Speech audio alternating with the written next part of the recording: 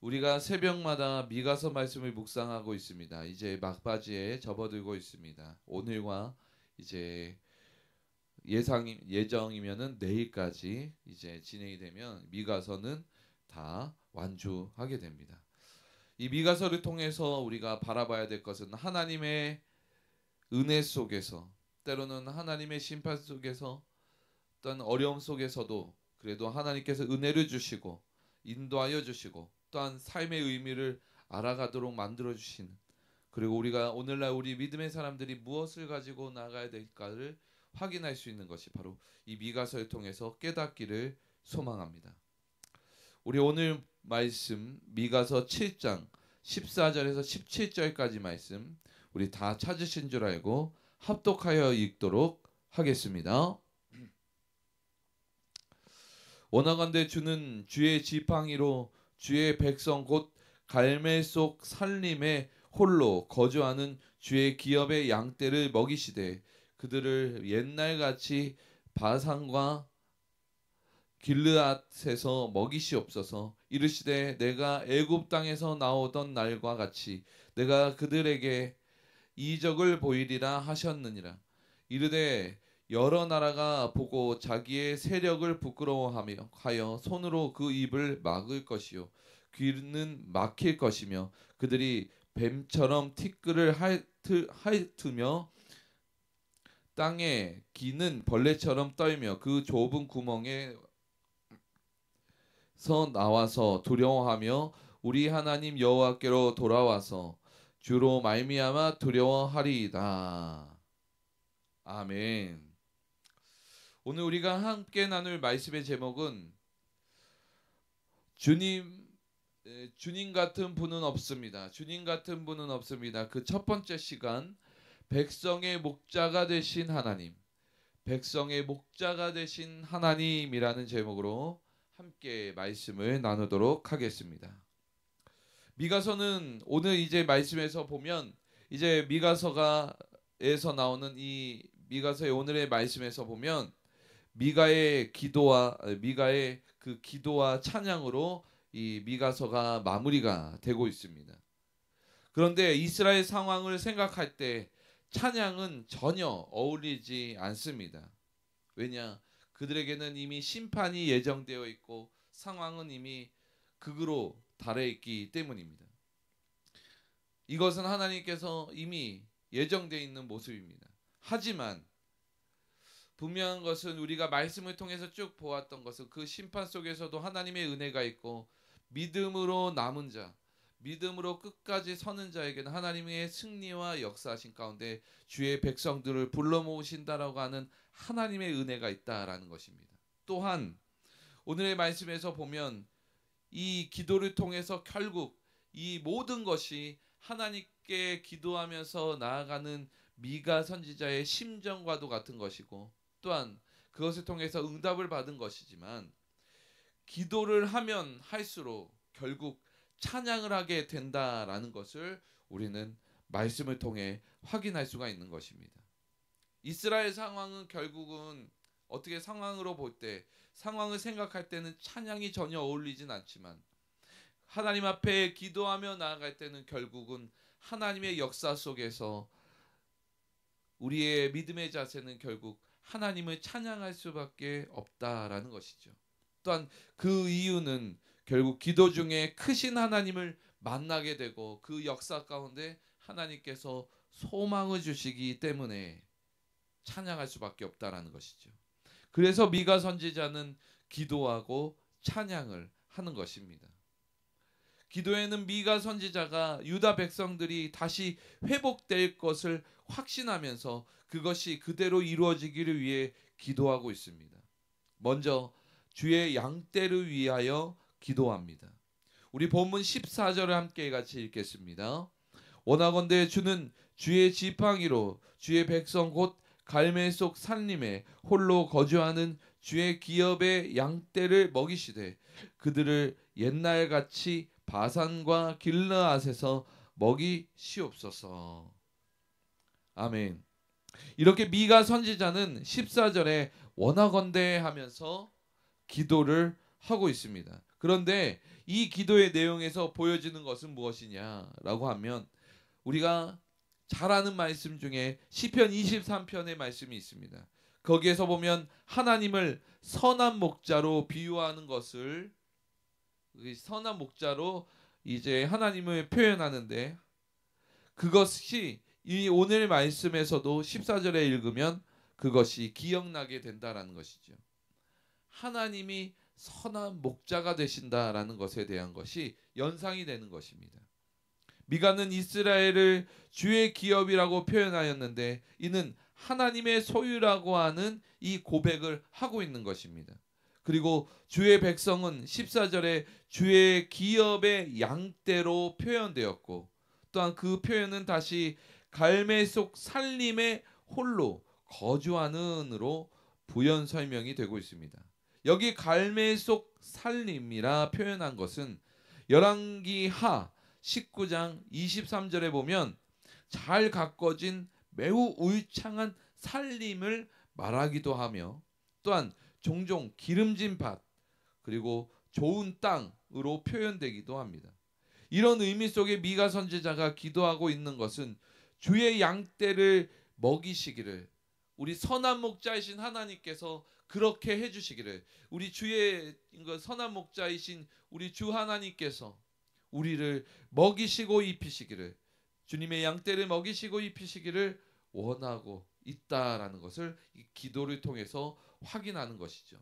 이것은 이렇게 표현하는 것입니다. 우리는 하나님의 소유이니까 우리를 인도해 주시고 책임져서 먹여 주시옵소서라고 하면서 간절히 하나님께 매달리는 모습인 것이죠. 우리 하나님께서 우리의 목자가 되셔서 우리의 양떼를 입히시고 먹이시기를 원하다. 책임지시기를 원한다라는 것입니다.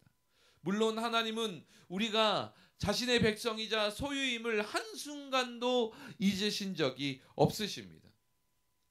그렇지만 우리 스스로 그 사실을 고백함으로써 주님 먹이시고 입혀주시옵소서 하나님 함께하여 주시옵소서 우리를 이끌어 주시고 책임져 주시옵소서 하면서 주님 앞에 나와 기도하며 나아가는 하나님의 앞에 나아가 하나님의 그 도우심을 바라는 것이 지혜로운 일이라는 것을 오늘의 말씀을 통해서 이 미가 선지자의 기도를 통해서 확인하게 되는 것입니다.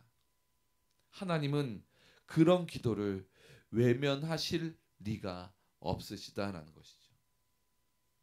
그래서 우리는 주님 앞에 나아가 기도하고 주님의 도우심을 주님께 간구하며 나가는 믿음으로 살아가는 것 그리고 기도하는 것 그것이 저와 여러분의 모습인 줄 믿습니다.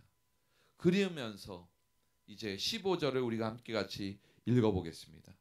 본문 15절입니다. 이르시되 내가 애굽 땅에서 나오던 날과 같이 내가 그들에게 이적을 보이리라 하셨느니라.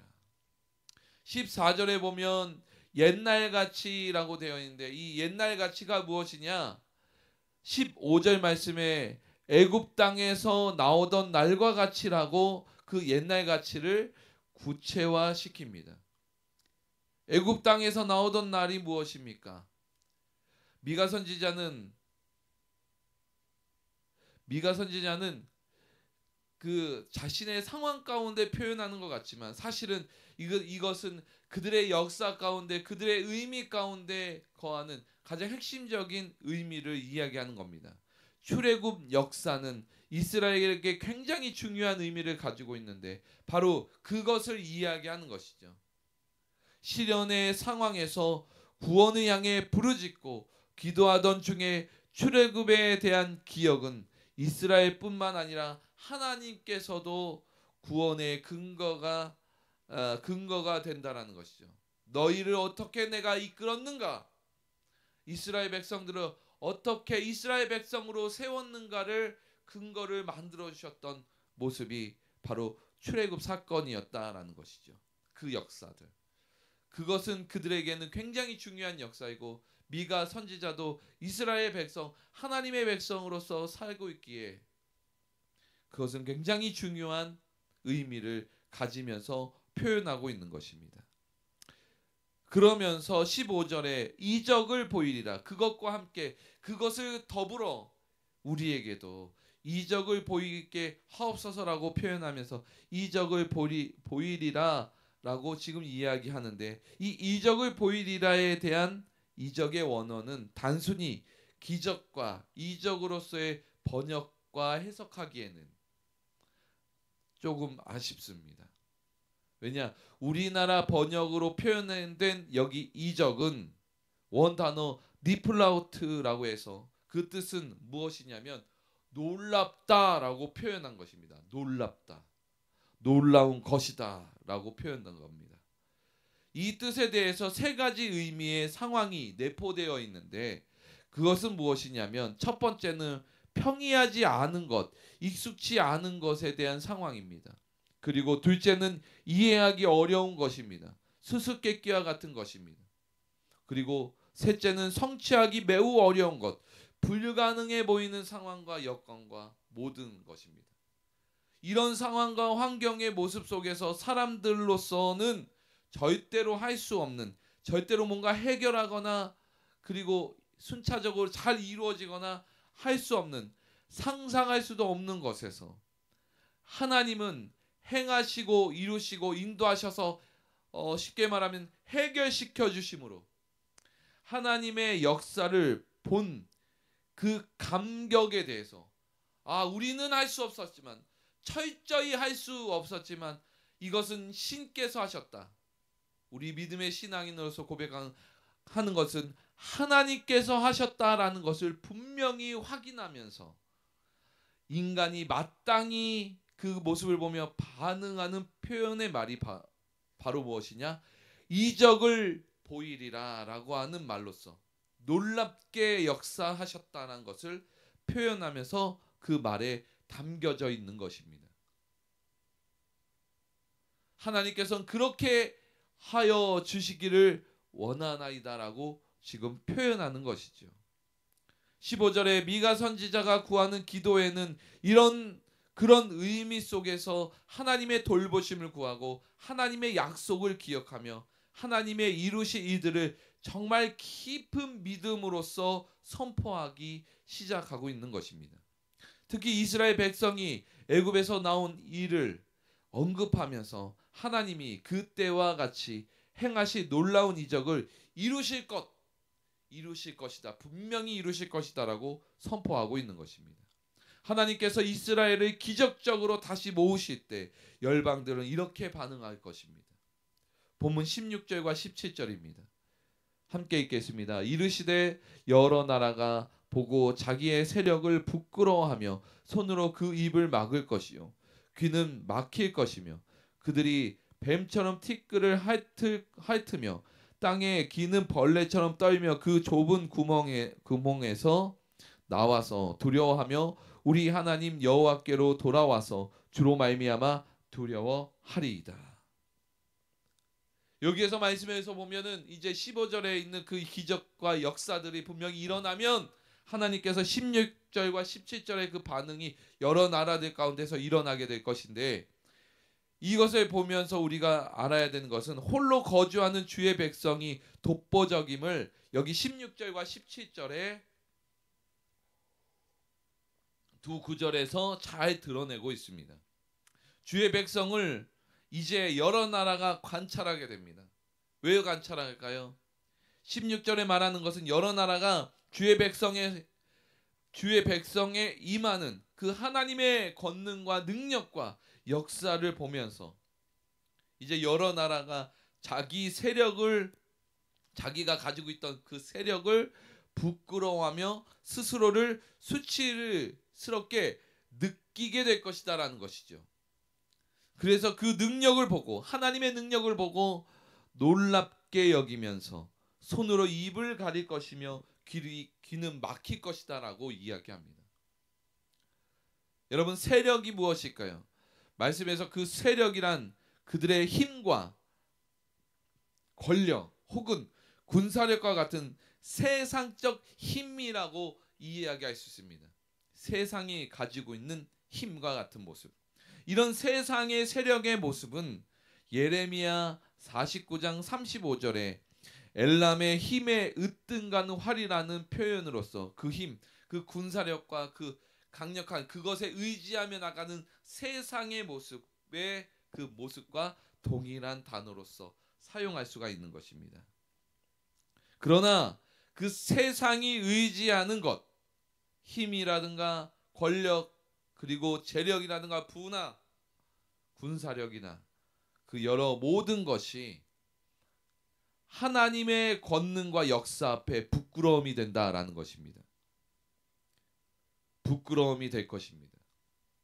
세상에 의지하는 모든 것은 하나님의 권능과 역사 앞에 부끄러움이 될 것입니다. 그래서 우리는 알아야 하는 것, 우리가 말씀을 보는 사람이고 말씀을 의지하는 사람이면 세상의 것에 의지하지 말고 무엇에 의지해라? 하나님을 의지해라 라고 얘기할 수밖에 없는 것이고 그런 믿음으로 살아가야 합니다.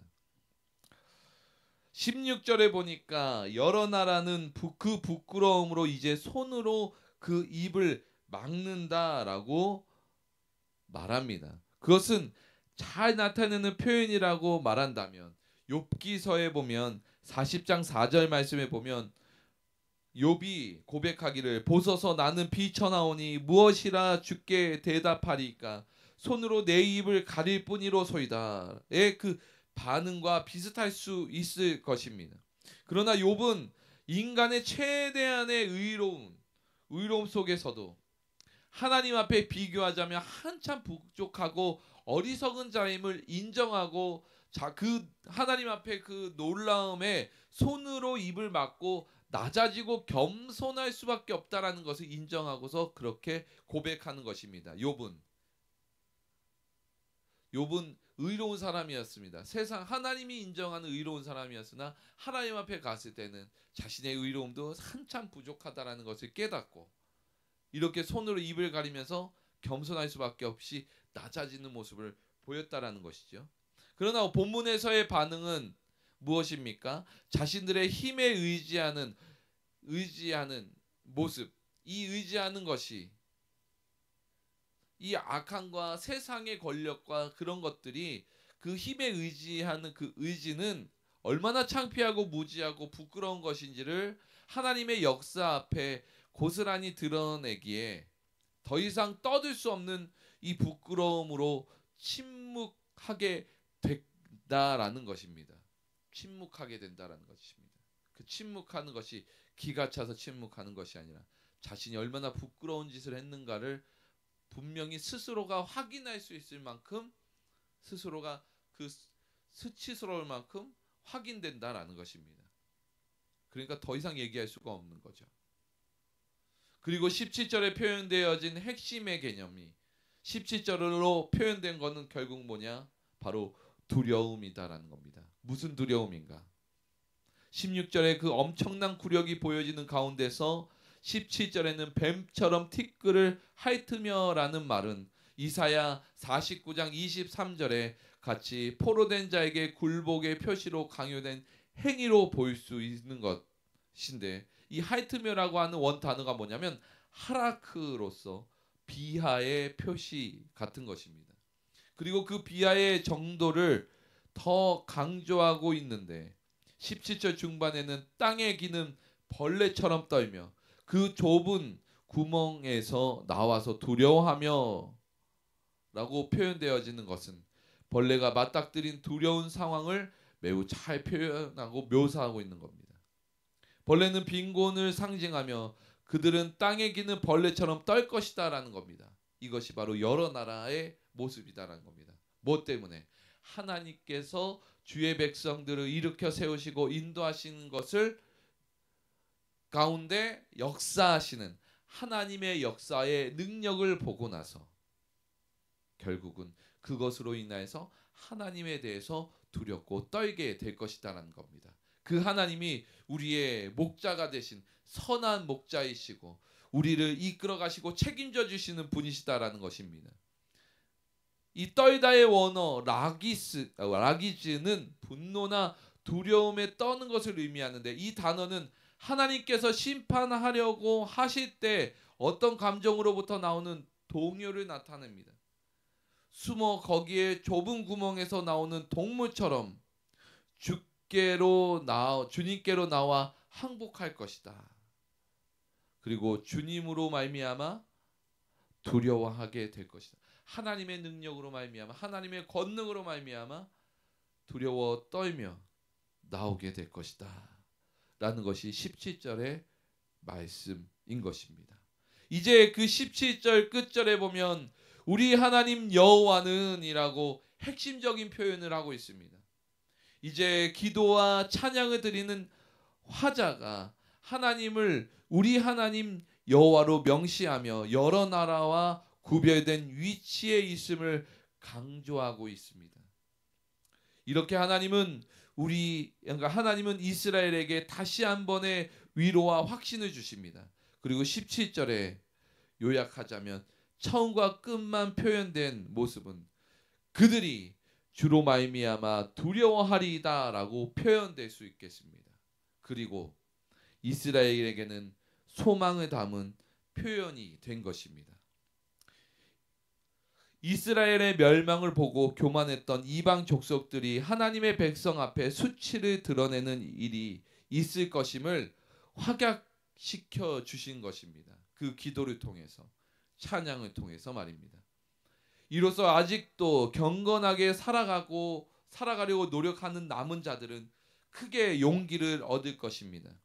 이렇게 14절에 시작된 기도가 이러한 소망으로 마무리된다라는 것을 우리는 확인합니다. 이제 말씀을 정리하겠습니다. 머지않은 장래에 하나님의 백성을 위협하고 조롱하던 나라들은 하나님을 두려워하게 될 것이며 힘과 부를 자랑하던 교만한 자들은 자신이 벌레처럼 비천한 존재임을 깨닫고 부끄러워하게 될 것입니다. 하나님의 백성에게 이루어질 구원은 또 다른 측면에서 볼 때 하나님을 두려워하지 않는 자들에게 임할 심판을 의미합니다. 우리는 이 사실을 믿음으로 깨달아야 합니다. 그래서 두려워하지 않아야 할 자들을 두려워하지 않고 하나님만을 두려워하는 믿음의 삶을 살아가야 합니다. 우리는 선한 목자이신 하나님의 그 보호하심과 인도하심 안에서 살아가는 그분의 소유요 주의 백성임을 잊어서는 안 될 것입니다. 예수의 이름으로 하나님의 말씀 앞에 서십시오. 그리고 기도하고 그 말씀을 듣고 잠잠히 기다릴 줄 아는 믿음을 가지시기 바랍니다. 잠언 1장 7절 말씀에 우리는 이런 믿음으로 살아가야 합니다. 여호와를 경외하는 것이 지식의 근본이거늘 미련한 자는 지혜와 훈계를 멸시하느니라. 이 시대에 필요한 것은 하나님을 경외하는 예배자입니다. 그리고 하나님을 경외하는 예배를 드리는 그런 지혜로운 삶이 되어야 합니다. 그것이 바로 저와 여러분이 되기를 소망합니다. 그런 예배를 드림으로 하나님을 찾는 자 되십시오. 오직 소망은 하나님께 있음을 믿으시고 하나님만을 철저히 의지하는 저와 여러분 되기를 소망합니다. 그리고 그런 복된 인생이 되시기를 주 예수님의 이름으로 축복합니다. 오늘의 말씀을 생각하며 묵상 질문 함께 하겠습니다. 나의 삶의 선택에서 하나님의 주권을 인정하십니까? 하나님께 참되게 예배를 드리려고 하십니까? 주 하나님을 경외하는 마음으로 하루하루를 보내고 선택하고 계십니까? 그 마음을 가지고 기도하려고 노력을 하십니까?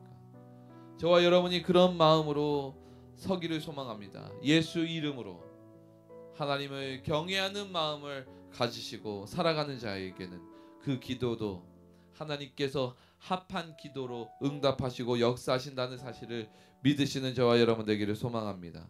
개인적으로는 교회에 나와서 조용히 주님과의 대화, 기도하며 나가는 시간, 단독적인 시간을 갖는 것도 좋을 것 같습니다. 성령의 인도하심 따라 믿음 안에서 사명을 위해서 오늘을 살아가는 그리고 순종하는 저와 여러분 되기를 소망합니다. 오늘의 말씀과 묵상 질문을 생각하며 오늘의 기도 주님 앞에 올려드립니다. 사랑의 하나님, 우리에게 예수의 이름을 주시고 믿음을 허락하여 주심을 감사합니다.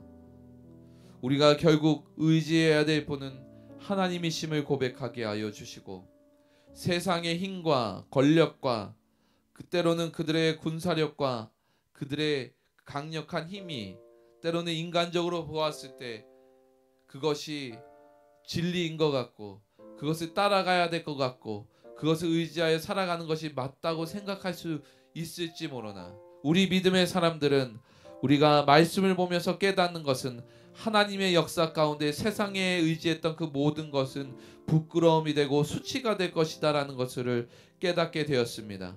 하나님, 세상의 모든 것에 그 세상을 의지하지 말고 하나님을 의지하게 하여 주시고, 하나님께 소망을 두는 믿음의 사람이 되게 하여 주시옵소서. 혹 세상에 의지하였다가, 세상의 권력에 의지하였다가 하나님의 역사하심과 능력 앞에 부끄러움을 당하고 수치를 당하는 인생이 되지 않도록 인도하여 주시옵시고, 오직 하나님만을 의지함으로써 하나님께서 소망이 되시는, 하나님께서 약속하셨던 그 능력의 역사를 바라보며 나가는 믿음의 사람들이 되어 최종적 승리를 경험하는 우리 믿음의 사람들, 우리 더선한교회 성도 되게 하여 주시옵소서. 우리에게 주어진 믿음의 길이 믿음의 참된 길을 가게 하시고, 주 예수님께서 길이고 진리고 생명이심을 성령을 통해 참으로 깨닫게 하여 주시옵소서. 성령의 충만을 우리에게 허락하여 주시고 교회에게 주시고 인도하여 주시옵소서. 모든 것을 주께 맡겨드리며 예수님의 이름으로 기도드립니다. 아멘.